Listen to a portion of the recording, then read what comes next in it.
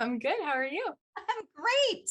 I gave you Declutter Go to try when you were working for the first time with the game that you already knew that you were going to work in your living room. So you didn't roll Mhm. this. It is like changeable. There's guidelines of how to play, and yet you can kind of make it your own. Yeah, I really appreciate the versatility of it where I can go from whether I'm using it exactly as written or like I just need to kind of get myself started. I know where I need to get started.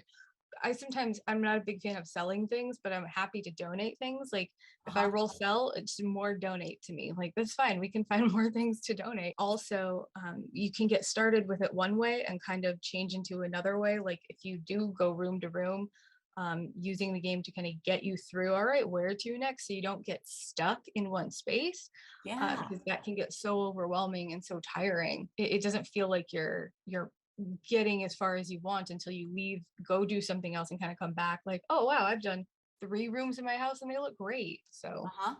I do appreciate that the flexibility, the versatility, the way you can kind of change it up and use it, however really suits your needs at that time. I think it's like well designed for that with your different options.